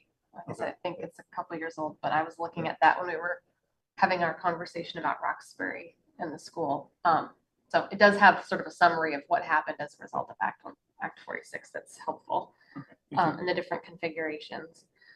Yeah, I'm very supportive of you guys having that conversation. I think there's a big difference between conversation but also I think we would be really, I think it's really important, and I think it's the reality. I think we would be being pretty stubborn to not have that conversation. There's so many reasons why we need to have that conversation, but the one that sort of is the like flashing light to me right now was the report that we got recently from the consultant about the future of this particular building in the floodplain. I just feel like that just feels like, if nothing else, that was really pushing the conversation. You add on the enrollment projections, the budget struggles. There's so many things that our kids already do together. So I actually am not as concerned about that particular piece. So I think having the conversation is definitely worthwhile. So thank you for doing that. Oh, thanks, Jill. And also, I mean, Tim, as you just kind of moved to have a joint conversation about whether we want the study committee, a great thing to do would just be, and we've got a few months, so like, send those questions and we can try to come into that conversation prepared to, talk about what consultant fees would look like. And, again, right now we're proposing that we bring the idea kind of formally to both boards. Both boards ask what they need to make a decision, and if both boards feel it makes sense to move forward, then we'll move forward. Again, that would be an early fall conversation. Jake, sorry to keep you on hold. Yeah, no problem. Hi, everybody. So I think this is great, and I definitely support getting the ball rolling. My question is, for the meeting that you had recently, was that like a conversation about like a full merger of the two districts, so there would just be a single district? And I guess a sort of follow up that I'll just ask right now is like, are there intermediate options available to us, such as like keeping elementary and middle school, but sending to a different district for high school, or tuitioning for high school? There may be. I mean, the conversation we had was the possibility of a full merger, and I think a commission like this could look at some ways for the districts to maybe cooperate on a way that's scaled up, and we do some of that already. Particularly in places like athletics, where and clubs, where we have some things that they don't, and they have some things that we don't, and we let students move back and forth. We also have an exchange program that allows some kids to attend the other district's high school actually without tuition. We just do an exchange. So those are definitely things that we can look at as part of it. But the what we were talking about was a commission that would also look at a full merger. Which doesn't necessarily mean that an elementary school or middle school closes at all. Yeah, it doesn't. It doesn't necessarily.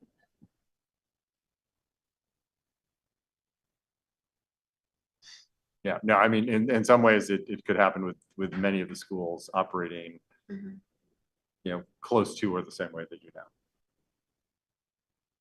Yeah, and just to Jake's point about the other options that are out there, I would love that if and when we get to that point, for those to be also part of the conversation. Yeah. Okay, excellent. Well, we will learn some more about what the process looks like, and I mean, I would prefer to get both our boards together and just give one joint presentation, both for economy and also we have had a couple of joint board meetings, but not in a while. It's just good to know who our neighbors are. It's been a long time then, I don't think I've ever participated in a Yeah. joint board meeting. It was pre-COVID, I think. It's pre-Libby. It might have been pre-Libby. We've had And like, Floor was not the chair then. yeah, was- it we've might had have been like board members come together, but not full boards. I think it was like 2018, maybe. So then the letter. Yeah, that so the we got letter. I think maybe Jill has a little bit more context. I don't know how much. I can take a stab At least the up until March of this year, because I just joined in March, and so so it's taking me a little while to sort of get up to speed.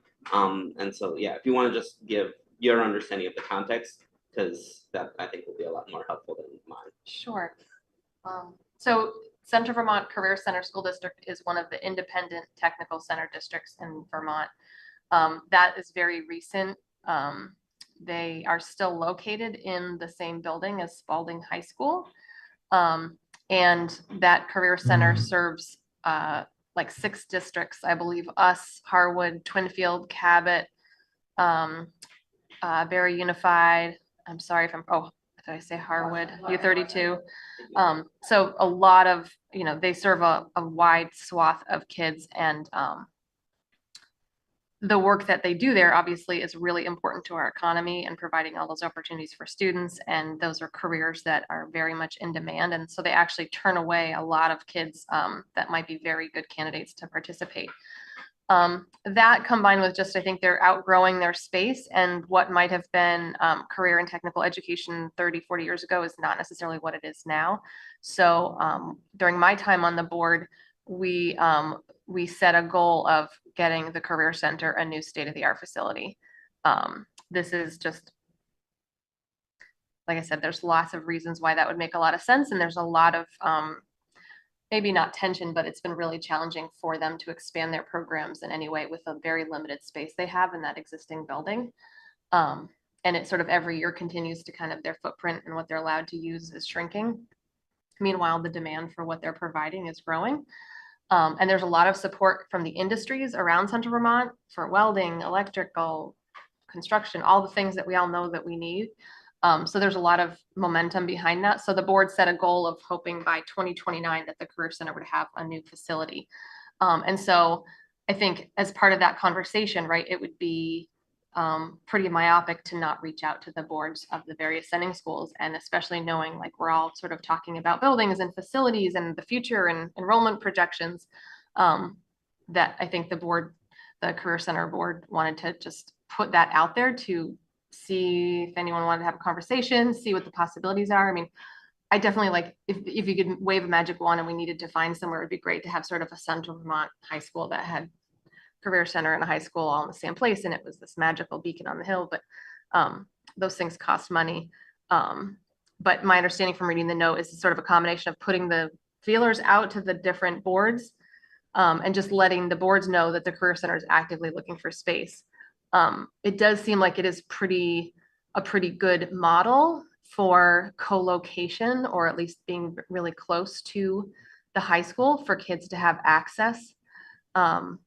That's sort of the model at some of the other technical center districts around Vermont. So I know that the superintendent, and I think I was just off the board when they took these really fun tours around, around some really beautiful facilities that Truex Collins has done in Maine, to just sort of get the juices flowing about what the possibilities are. So that's my context. Yeah, and then that's when I joined the board. I did not go on the junket to Maine. I mean, the trip out to Maine. It would have been a junket for me because I knew nothing at that point. And so everything that you said about the ideas from the board to reach out were exactly correct. So we had a meeting 2 Mondays ago and Truex Collins actually presented to the CVCC board the results of their visioning process. And so that they had gone through a whole site selection process where they looked at like 200 sites in the Central Vermont area, they sort of mapped out those districts that Jill mentioned and said, all right, well, it's got to be within this area that's close enough to all of these sending schools. It's got to meet all the criteria of sewage and water and, you know, all of the things that architects think about before finding a place to build a building. And then when they went through that sorting process, it came up with 7 sites that meet the like all of the criteria. And in fact, one of the top sites is land directly next to U32. And so, of course, there are some others up near the airport, out in Barrytown. And so the CVCC board voted to give Jody, the superintendent, the authority to reach out to those landowners just to say, hey, would you be interested in discussing, you know, selling the land for the purpose of the high school? And so at that point, yeah, the CVCC board, understanding that U32 is going through this facilities visioning. We have just gone through our facilities visioning. It made sense to pause and say, hey, like we're going through the CVCC board is going through this process, and we know that other towns are dealing with it. The proposed facility would, when it's built, it would serve a full day of programming for, I think, something like 500 high school students, which would make it one of, if not the largest high school in Vermont, in central Vermont. And so again, knowing the like enrollment trends that we're looking at, that would severely impact all of the sending schools. And so, yeah, that was the motivation to say, we need to have a conversation and see where the other boards are with this idea. And yeah, and so that led to the letter. And I think in the letter, basically it was like, you know, I can't remember, there were a couple of asks right at the end. It was like, I'm not looking at it right now, it should be, but it's like, you know, do you want to talk, or what do you think, or something like that. And so I do think we should respond to the CVCC board with something. I don't know when that needs to happen, but. So if I could summarize what I think the letter said is basically, we're getting started on this process. Do you want to join us? Is that essentially? Yes, and acknowledging that the whatever process CVCC goes through is going to impact everybody else, and that a lot of other communities are having similar conversations. Right. And so it just made sense. We're all neighbors. We're having similar conversations. Our decisions are going to impact each other. Let's you know, have a conversation together.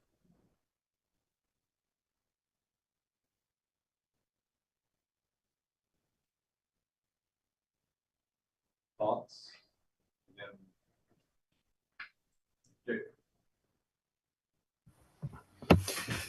Did you say Jake? Thanks. So I guess my question is, and I apologize for not knowing the basics or not remembering them. When a school district, when a student from a school district goes to the Career Technical Center, do they not, are they not part of the, you know, original district's enrollment anymore? Do you lose that student from the original district and they become, you know, a pupil count from at the Career Technical District? Because I think that's why Scott was bringing up the population growth in the Career Technical Center. Yes and no. Financially, the money goes to the student. However, we're still the LEA of the student. So the career center can expel the student and they come back to us and we're responsible for their education. And we pay some set amount to the Career Center for that student. Yeah, it's a 6 semester average. Okay. And then I had some other question, but I think I'm forgetting it. Yeah, it might come back to me, but thank you. Yeah. Thanks, Jake. I think that's part of the challenge too, right? Is that there's a very limited amount of money in the education fund. And so, and the way that Vermont funds career and technical education sort of creates a disincentive for participation because it's like taking money from one place and putting it in the other rather than having it be a collaborative, like shared. So I think that's problematic. And I know there were some bills introduced about career and technical education changing the funding. I have no idea if that went I anywhere. don't think they went anywhere this legislative session, but I don't think they're going away either. Okay.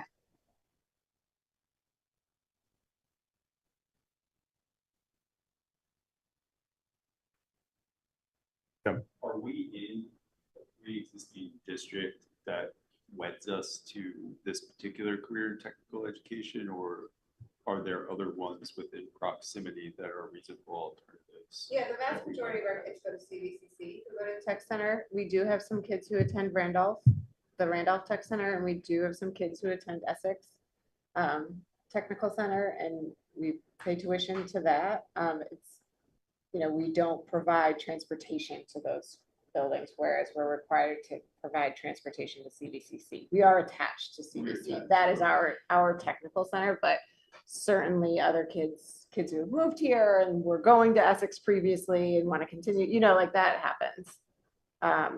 Infrequently, but there's a few kids, or, you know, Randolph offers something that CVC doesn't offer, for instance, and a kiddo wants to go there. Yeah, Tim, the construct is that each of the 6 districts that are part of the Center Vermont Career Centers, like serving districts, we each have a voting board member. So each of that's why I was our voting board member. So this board has a vote on it, and Twinfield and Harwood and Cabot. And then there's a proxy, like community member who's elected. So it's a combination of representation from each of the boards and a community member from each of the districts.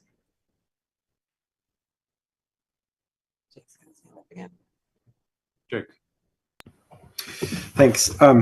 Jill, I think it was a few years ago that you worked on like a governance change to maybe make the Career Center its own district. Is that what happened? Yes, that is correct. And that's what happened. Yep. Is it possible to make the Career Center like reabsorbed into a school district, or is that like not advisable? I'm sure it's possible. I have no idea. And that would be a big bummer because I just did it a couple years ago. I'm sure it is possible. I'm sorry, I don't have a better answer for you. The reason I ask is because like it's like a sort of complicated wrinkle with the conversation with Washington Central. Like, if there was to be a career center built right next to it, like, how does that impact the financials? And so, not that I understand any of it at this point, but it would be something for somebody to consider down the line. I mean, that wouldn't be any different than it is right now. Like right now, the Career Center is literally in the building that Spalding High School is in. And yet it's all of our shared Career Center. So the governance structure could remain the same, regardless of where it's located. Mm-hmm. So is it a tenant in the Spalding High School? I didn't hear. Yeah. That's Now. Right, so it's not necessarily the case that you would need to quote unquote merge with the CVCC district in order to partner with them on, say, building a new building. That's not, that we don't have to have that conversation, but we might say, oh yeah, we're interested in a new building, you're interested in a new building, maybe we should talk about shared resources. We might say that. I'm not saying we should say that, but it's, yeah, we don't have to think about it as at the level of a merger of districts. Right. That's very clarifying. Thanks, Jake. You have a sense of how we should respond, and my sense is we should be non-committal and say, yes, we're exploring things too, and let's keep channels of communication open. Yeah, because we have sort of more questions than answers Yeah, exactly. for us too, Yeah. but we should definitely keep our ear. Yeah. We should all keep talking, and because whatever we all do will influence each other for the next 30 years. Yeah. Well, and the thing that struck me the most is that, so if CVCC builds a brand new facility that's co-located with U32, and their plan would be to build a like its own high school, and it would be a full day program, so they would have to have certain facilities, and so those facilities could actually be shared with U32, and we're going to be at least having conversations with whether or not we want to be merging with U32. So it might actually be us as a part of U32 who's so it's all sort of, and so yeah, it gets messy, and yeah, so here we are. So they issue their own debt, like their municipality issue debt on that to construct. I don't know about something? debt, but we all vote separately on their budget, and then their budget has to get passed by all the voters in the districts, and then we pay a tuition. We, being the various sending districts, pay a tuition. So it's kind of a strange construct as these school budgets were getting voted down. The district would still be liable to pay the Career Center budget passed. Yeah. So if our budget continued to not pass, we would still be responsible for paying our tuition to the Career Center. But I don't know about, I assume they have their own. We'll be paying our share of that bond. So the idea is the tuition goes up to make the bond payment. I'm not sure how it would work out like structured financially, but that bond would be on us, like our Yeah. town would vote, each town would vote for Each a town passage of the would have to bond. vote for the bond. Yeah, Okay. and All right. would each town have to pass it, or would it be a, I don't know. I would assume so. It's 6 well, districts, or it could be district, like or 18 like towns. the sum total in the districts, it's just. I don't know about for bonding, but for Yeah. passing the budget, that's true. They're commingled. Yeah. From the 18 towns, I don't know how. but I don't know if it's different for a bond. I mean, I'm much like the U32, I'm thinking about the beginning of my journey of understanding. And so I'm very Sure. interested in learning more and talking to people who share our The interests. good thing is, we all are. Yeah. You're not alone. Yeah, that's true. Yeah, no, that's why I kind of think we should have an answer of like, yeah, there's a lot out there, and let's keep channels of communication open, but a lot of dust needs to settle. Yeah, we're talking like very big, like theoretical, but really important, like big decisions that we all are gonna make, and the Career Center and U30, we're all kind of like, so it's a question mark, but we definitely can't just all continue to not Not talk. hope it all goes away. Right. No, it's not going to all go away. No. And if we ignore it, I think some things are going to be Mhm. visited upon us in unpleasant ways. Yeah, and the conversations that were happening with the CVCC board about buying property, that was a public meeting, and so as of last Monday, the news, and in fact, I think the following Tuesday, Twin Fields was having their meeting, and so the letter was sent Tuesday, whatever during the day, so that the Twin Fields board had it in time to meet and talk, and so the thinking was that the information is out there, let's get everyone like on the same page as soon as possible, so that the conversation can move forward. Who wants to take a stab at drafting such response? I can take a stab at it if that's helpful, but It's a, yeah. I promise I won't be biased in my draft. No, and we and I'd be happy to give a review. Okay. Yeah. Okay. Perfect. Thank you. And it sounds like it doesn't have to happen like tonight. Right. Anything further on that, and then we can give Libby a quick moment, and then Scott also report. So the question is, how was this decision made? Is that the question? Yeah.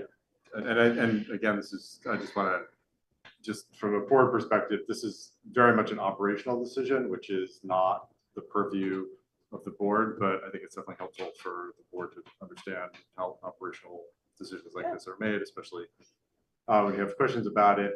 And then also just kind of from at least one board member expressed that they were getting questions about it, kind of know how to field the questions. If you know how to field the questions, always feel free to suggest that the person reach out to either Libby, or if it's a building question, to the principal. And of course, you yourself can also reach out and ask, the question as well. But it's we're not necessarily, we don't have a role in operational decisions, and just given that a lot are made oftentimes, kind of quickly and in response to circumstances. It's not, I think, incumbent upon us to know the details of the operational decisions. I would just add to that too, is that when questions are being posed to board members that I don't hear, I don't know they're being asked. And so I like to know where people are standing, and I can't if I don't get them myself. So please encourage people. Can we assume you get the school board ones? I get the Okay. school board ones. Yeah, anything that goes to a school board one, I do see. But what you hear at the co-op, she doesn't hear unless. But sometimes people assume I'm in that conversation, Yeah. so I just send them my way, or you ask on their behalf. So this particular decision on Friday afternoon, about 2 hours before graduation, the union leadership came to be pretty strongly about the forecast coming up. We went back and forth a little bit around, are there statutes and that kind of thing. With just union leadership quickly, I reached out to my principals and central office team right before graduation, just to get their thoughts and feelings, looked at a whole lot of weather forecasts. It is not a secret that our Montpelier buildings are incredibly warm when it reaches 80 degrees outside, and when it continually reaches 96 degrees for multiple days, it's rather torturous. So we convened a meeting at 8 o'clock on Saturday morning with myself, Jason, Julie, Linda Beaupre, Joe Carroll, who's the union president, and Jeff O'Hara, who runs Part 2, to just talk out what the positives were, what the negatives were. There was no secret the buildings were going to be hot, and we would not be able to cool them down. And so my line in the sand was, if we can figure out childcare, then we can make arrangements. And so Jeff was able to work very quickly with his staff to get staff here. Oh, wait, we have one question for you. He was like, can I go home now? Andrew just broke down his third promotion ceremony. So thank you, Andrew, gosh. with Tom Allen. Did we have to get public bids on the switches? No, because those were based on emergency. The AOE lifted their bid requirements. Their bidding process there was because we're the emergency, and Benoit does all our work here, so they know exactly what. Does that answer your question? That's raising them up out of the Yep. flat space. Yeah. Yep. Got it. Understood. Thank you. I knew the answer to that one. Thank you, Andrew. Thanks, Go home, Andrew. take a shower. Thank you for your hard work. So we were meeting at 8 o'clock. My line in the sand was that and Shannon was there too for Roxbury, sorry. We needed to ensure that childcare was able to be had. Jeff also pointed out that the buildings weren't any cooler just because it was Part 2 staff there. And so, which we all understood. And the team ultimately, with union representation as well, voted for the change of schedule. I will be the first one to readily say that this decision came it was not an easy decision. I did not sleep Friday night, but it was an easier decision because of where we are in the school year. I will also say that I worry about precedent setting big time, particularly with our union. And I will also say that it came true. We took temperatures all day today. We were running around with guns, and our principal, the temperature guns. And, MSMS high temp was 95 degrees without kids in the building. So upstairs, like no kids. There hadn't been a kid in the room.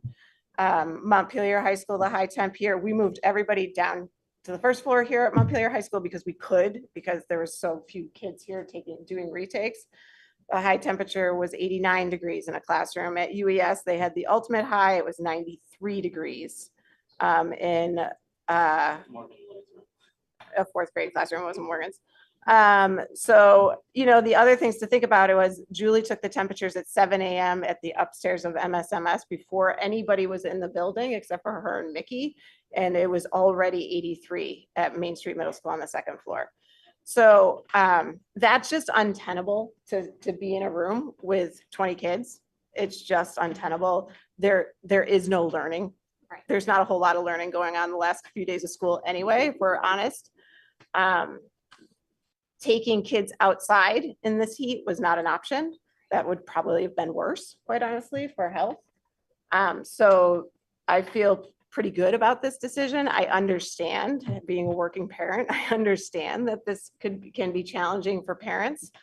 And every time I have to cancel school, it's challenging for parents. There's not a doubt in my mind about, there's no question about that. And it's also a very challenging decision to make every single time, unless it's a blizzard, when it's just obviously cut and dry. I appreciate blizzards. I don't appreciate ice. So it was not an easy call. It was a collaborative call between the leadership team. And it was pushed by our teachers union, which they were right to push. Any other questions about? Oh, I thought your explanation when you announced it made total sense. I can sympathize, but I've been feeling very protective and defensive of this decision today because I feel like, other than maybe like the president or like Taylor Swift, I feel like the superintendent is the front lines of everything that's happening in our world, and somehow you're also supposed to solve it. So thank you for continuing to manage climate change and pandemics and everything with the If I had a phone direct and- line to Taylor Swift, that would totally I increase mean, my cool I'm sure it's factor, her I fault, think. right, that the water I main know keeps her first breaking. cousin. Oh boy, Jim's got it in for me. But I think this year has been really unusual, and I you know, I have a kid who now doesn't need childcare, but it was the single most stressful, and you know, so I respect that, and I also feel like every decision that's been made this year for closures, and of course this was the right decision and was made with thoughtfulness and care and in collaboration, and so I don't think you had any choice. And I think regardless of what decision you make in any of these situations, there will also be people who say, how dare you require my kid to come in when it's 90 degrees? So I completely sympathize. It's not easy for anyone, but I also don't think you had any choice. And I appreciate that you always explain your decision. Although getting a call from MRPS Message on like a sunny Saturday afternoon, we were all like, we were with a bunch of other families and kids, and we're all going, What is happening? Why? I tried but to that text also meant first. that you and your leadership team were working on Saturday morning at 8 a.m. after graduation to figure this Oh yeah, out. we were working pretty much. I was working all day trying to get making sure the busing could happen and all that kind of jazz. So I bothered Stacy Emerson, our bus coordinator, at her daughter's graduation, and I kept bothering her until she answered me, and I felt really bad about that. But I needed to know that before I could inform families, and I wanted to give families as much time as possible.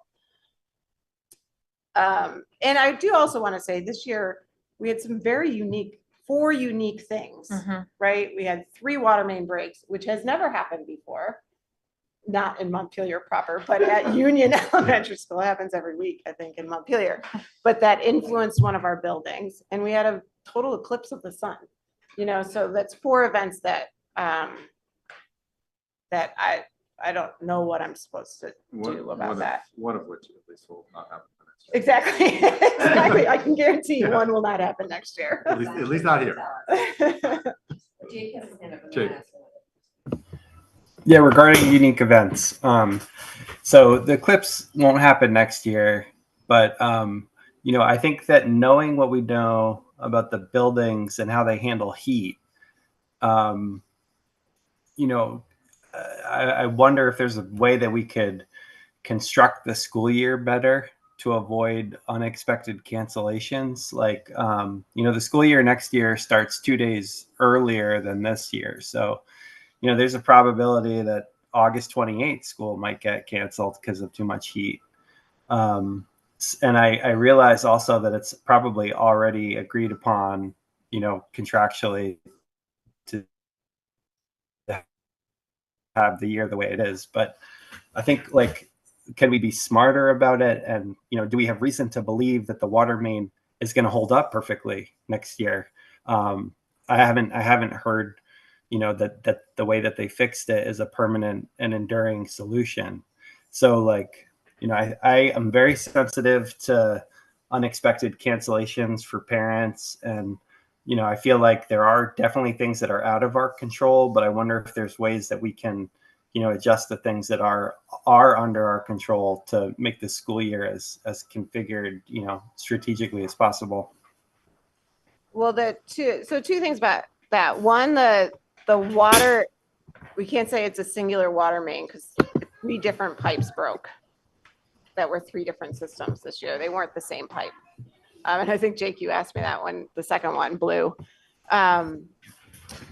So I that's a city question. I don't know what Andrew's got his theory as to why these particular ones broke, but I don't know about that piece. The calendar, it's a regional agreement that the schools in the region start the Wednesday before Labor Day. That's a regional agreement. In order to, that's not written in stone. There's no statute that says that. That's just the regional agreement as to what day we start. That began 2 or 3 years ago. And because of the number of days we have to have, the only way to condense the school year out of August and out of June is to not give any breaks throughout the year. Just off the top of my head. Like, I haven't tried that calendar, obviously, but it would be to take away full week breaks during the school year, at least most of them. Because we're talking about usually 2 to 3 weeks in August and 2 to 3 weeks in June and a week in August. So that's 4 weeks I would have of instruction I'd have to find, or 4 weeks of school days I'd have to find somewhere, which would happen with the February, April, November and December break. So that would mean that we would just go through school straight, and I believe we would have a grievance. Not sure, but I think we might have some sort of problem with our union there. I am wondering, to Jake's point, this may not be very economical, but like, should we, kind of the same way that like we got a bunch of air purifiers during COVID, like should the district like consider getting some air conditioners to like take the edge off if this does happen again? So the challenge, so we did put in for a grant. We worked with Jill Briggs Campbell, who's one of our parents at the Agency of Education, who's a marvelous person. Andrew worked with Jill to go after a federal grant to put heat pumps in all of our Montpelier buildings. Yeah. It was $1 million something ask. I mean, it was expensive. Yeah. And we didn't get that grant. That was 2 years, a year ago or 2 years ago that we went after that one. So we know the cost of that. Heat pumps are the most energy efficient, and I'm looking at my board chair because he's the expert in this area, but that's the most energy efficient and right way to go if we were to go there. Roxbury has those, and so they were able to cool their building. Roxbury stays really cool anyway, regardless. Throughout the year, it's really interesting. In terms of a building. So that didn't have as much effect. Putting in just like, I mean, look at this space right here. Putting in an air, well, first of all, Montpelier High School doesn't have the windows to put in an air conditioner, like a normal one, because they just have the cracks, right? So you're talking about another type of unit. To put in a space right here, you'd need what, 6 of them, 7 of them, just for this library space. So a classroom with 20 kids, 20 adolescent kids and an adult, like you're talking about a whole lot of energy consumption. You're talking about a whole lot of money. Yeah. And let's be honest. I mean, we're dealing with some big issues. I mean, like climate change. We've got a high school that's in a floodplain, and we've got a school year and buildings that were designed for a much cooler climate when it didn't get to be 93 degrees in June almost ever. And reverse that too. I've called more ice days in the last 3 years than I did the first 3 years. And that's because we're hovering more at like, 33, 34 degrees instead of like getting into a place where we have like deep winter. So yeah. And then, like putting like why are we going to put heat pumps in this building if we don't know if it's viable? And also Yeah. putting heat pumps in the middle middle school or school, the if- elementary school yeah. with super high ceilings, huge windows. Windows that are quite drafty. Yep, Yeah. exactly. So it's Need replacing. Yeah. tricky. I think that Oh, go ahead, Jake. I was just going to say that I think that this is big enough and complicated enough that we should add it to the agenda for a future meeting. I'm concerned that, we're just throwing up our hands in the air and saying like, we can't do anything at all. I think there are options. And, I think we should talk about them. So, yeah, I mean, I don't see the situation getting better next year or the year after that. So I think we should try to handle this and think about it a little bit more. I mean, I'm definitely open to that, and I agree. I think some of the fixes might be major and expensive to actually fix the problem. Yeah. I was just gonna say, one of the parts of the process that Libby left out, because it was more of a informal thing, was that she also checked in with Jim and me, and was like, what do you think about this? Because it's gonna be wicked hot.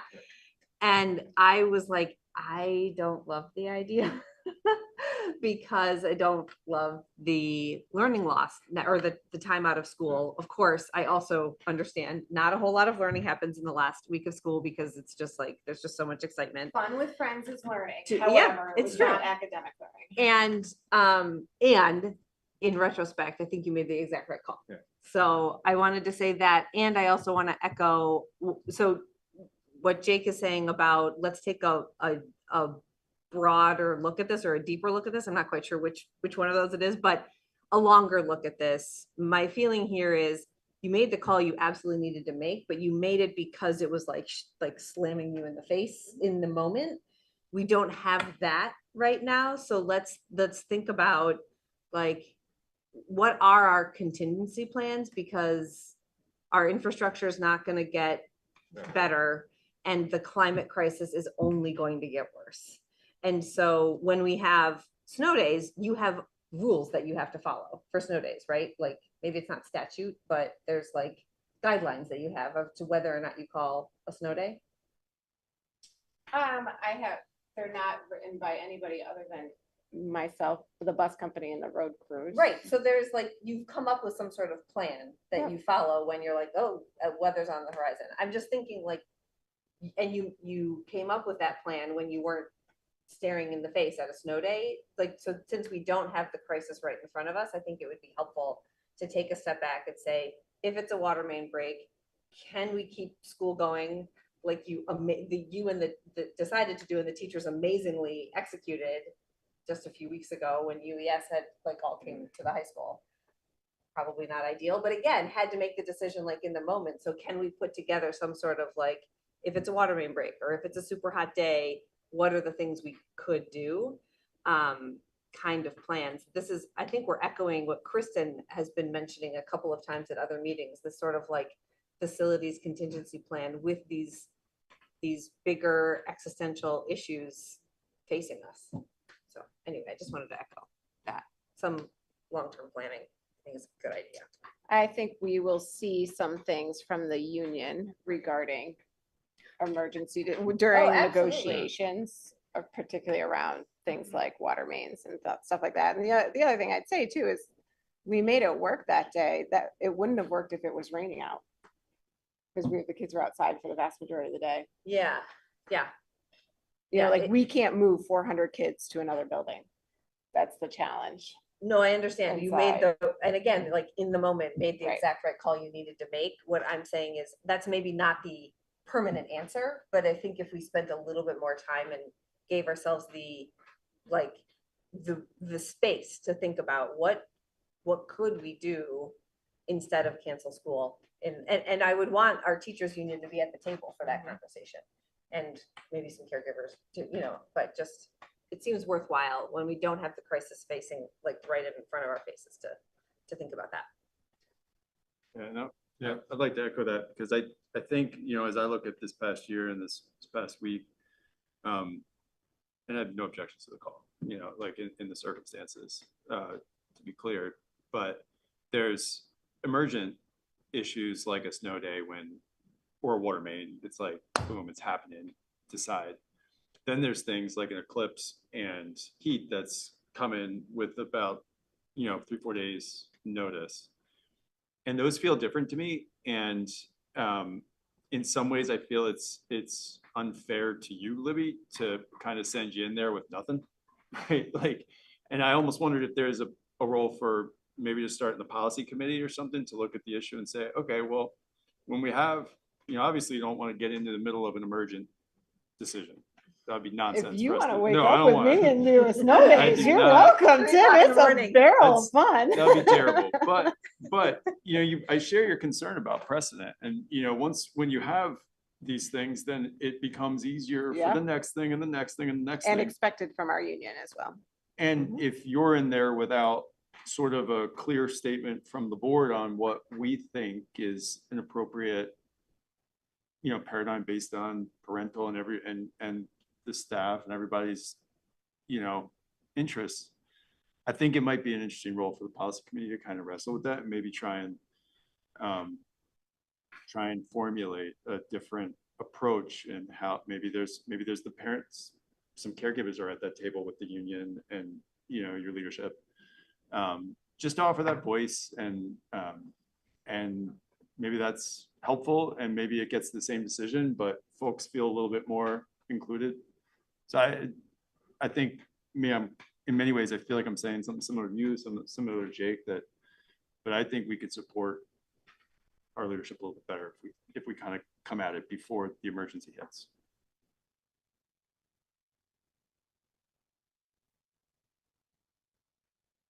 Other comments? Just really quickly, I'm not gonna repeat, because basically Jake and Mia and Tim have said all really important things about sort of being strategic. We know that increasingly we're gonna have hot days. So this is not something that is emergent. This is something that we know is going to be increasing in intensity and frequency. And so it behooves us to be strategic about thinking how we can better serve. Particularly, my biggest concern is the equity issue around the families who don't have part two, right? So their childcare was not taken care of, right? And so when we close schools early or when we cancel schools, that disproportionately impacts families who can least take that impact. And so I want to be able to be mindful that yes, in operational decisions, Libby made the right decision, and going forward, what can we do as a board to make sure that the future scenarios have a better result for a wider swath of our community. And so, yeah, I very much think that we need to be thinking about, particularly around heat. Certainly water main breaks are not predictable, but hot days are.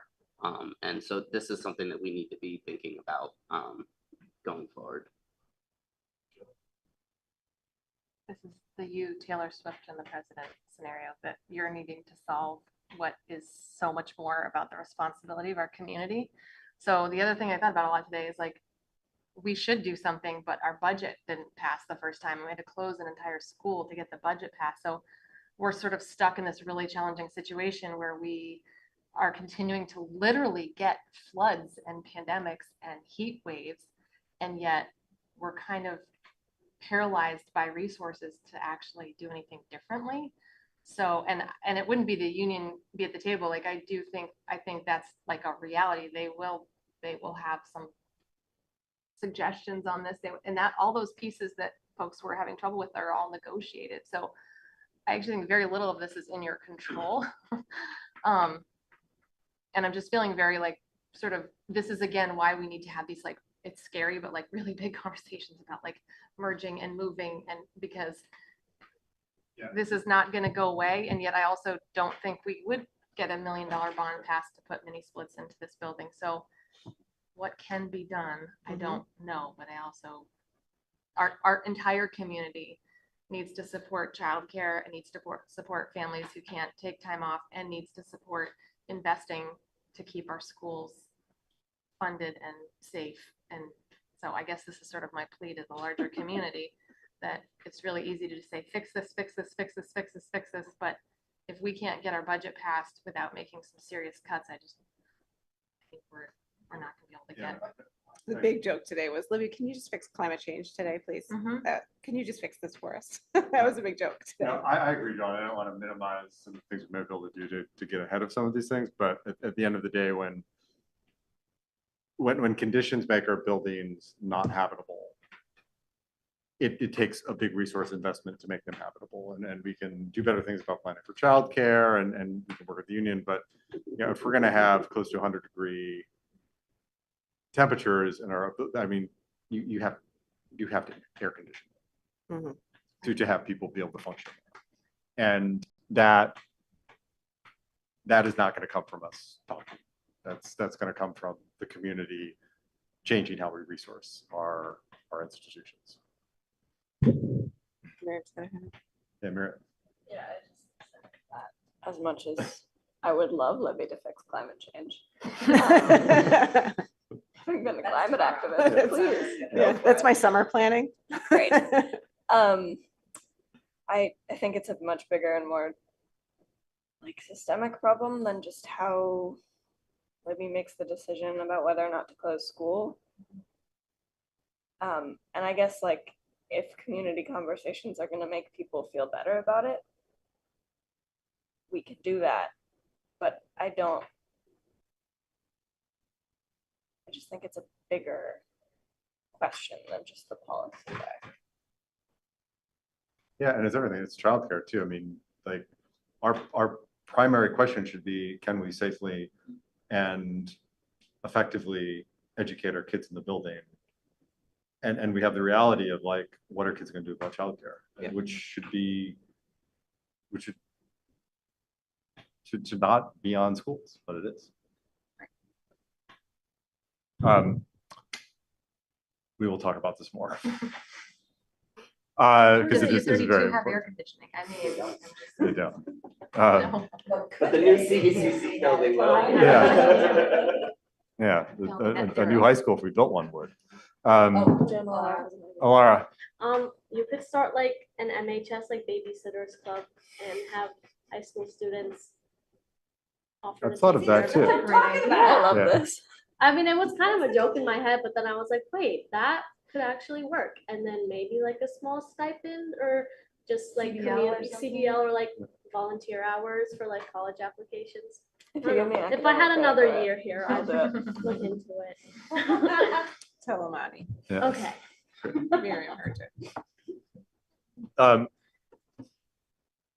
Approve the C9 Child Nutrition Act Wellness Policy Monitoring Report. Do I have a motion to approve that? Do I have a second? Second. Any discussion?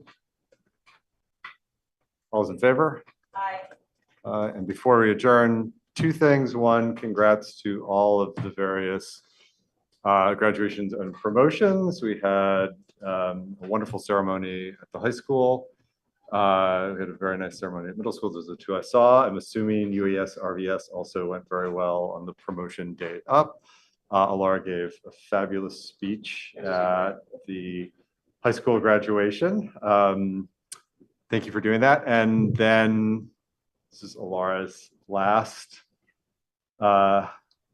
board meeting. So thank you for all of your amazing work. I know Scott has something for you, I believe. Scott had something for you. The board. Yes. Yeah, but wilting in this heat. yes, your t-shirt is making it Yeah. easy for me to remember your next step. But thank you for all the work. You have been such a thoughtful and helpful board member. Really appreciated all of the input you've given and your insights. It's been fantastic having you. I know you will have an amazing time at Smith, and I know you will go on to do great things. We're really happy to be a stop on your journey. So thank you. Great. And do you have a motion to adjourn? Move to adjourn. Do you have a second? No? I'll second. Our brains aren't working. and it's All not those in 90. favor? I'm gonna abstain. Okay. Yeah, we'll find you here at the next meeting in August. All right, thanks, everyone.